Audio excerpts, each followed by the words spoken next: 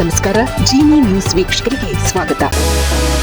ಬೆಂಗಳೂರಿನಲ್ಲಿ ವಾಣಿಜ್ಯ ಬಳಕೆಯ ಎಲ್ಪಿಜಿ ಸಿಲಿಂಡರ್ಗಳ ಪೂರೈಕೆಯಲ್ಲಿ ಉಂಟಾಗಿರುವ ತೀವ್ರ ವ್ಯತ್ಯಯದಿಂದಾಗಿ ಹೋಟೆಲ್ ಉದ್ಯಮಕ್ಕೆ ದೊಡ್ಡ ಹೊಡೆತ ಬಿದ್ದಿದೆ. ಅನಿಲದ ಕೊರತೆಯಿಂದಾಗಿ ಚಾಮರಾಜಪೇಟೆ, ವಿಜಯನಗರ ಮತ್ತು ಪಟ್ಟೇಗಾರಪಾಳ್ಯದ ಅನೇಕ ಹೋಟೆಲ್ಗಳು, ಗೋಬಿ ಮಂಚೂರಿ ಕೇಂದ್ರಗಳು ಮತ್ತು ಬಜ್ಜಿ ಅಂಗಡಿಗಳು ಬಾಗಿಲು ಹಾಕಿವೆ. ತೆರೆದಿರುವ ಕೆಲವು ಹೋಟೆಲ್ಗಳ ಮುಂದೆ ಜನಸಂದಣಿ ವಿಪರೀತವಾಗಿದೆ. ತಿಂಡಿಗಾಗಿ ಜನರು ಗಂಟೆಗಟ್ಟಲೆ ಸರದಿಯಲ್ಲಿ ಕಾಯುವ ಪರಿಸ್ಥಿತಿ ನಿರ್ಮಾಣವಾಗಿದೆ. ಶೇಷಾದ್ರಿಪುರಂ ಹಾಗೂ ಸಿರ್ಸಿ ವೃತ್ತದ ಭಾಗಗಳಲ್ಲಿ ಈ ದೃಶ್ಯಗಳು ಕಂಡುಬಂದಿತು.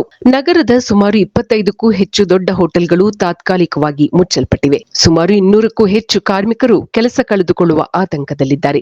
ವಿಶೇಷವಾಗಿ ಸ್ವಚ್ಛತಾ ಕಾರ್ಮಿಕರನ್ನು ಕೆಲಸವಿದ್ದಾಗ ಬನ್ನಿ ಎಂದು ಮನೆಗೆ ಕಳುಹಿಸಲಾಗುತ್ತಿದೆ ಎಂದು ವರದಿಯಾಗಿದೆ. ಎಲ್ಪಿಜಿ ಅಭಾವದಿಂದಾಗಿ ಆಟೋ ಚಾಲಕರು ಕೂಡ ಸಮಸ್ಯೆ ಎದುರಿಸುತ್ತಿದ್ದಾರೆ. ಕೇವಲ ಹೋಟೆಲ್ಗಳಷ್ಟೇ ಅಲ್ಲದೆ ಆಟೋ, ಎಲ್ಪಿಜಿ ಬಂಕರ್ಗಳಲ್ಲಿಯೂ ಗ್ಯಾಸ್ ಖಾಲಿಯಾಗಿದೆ. ನಗರದ ಹಲವೆಡೆ ಬಂಕ್ಗಳ ಮುಂದೆ ನೋ ಸ್ಟಾಕ್ ಬೋರ್ಡ್ಗಳನ್ನು ಹಾಕಲಾಗಿದೆ.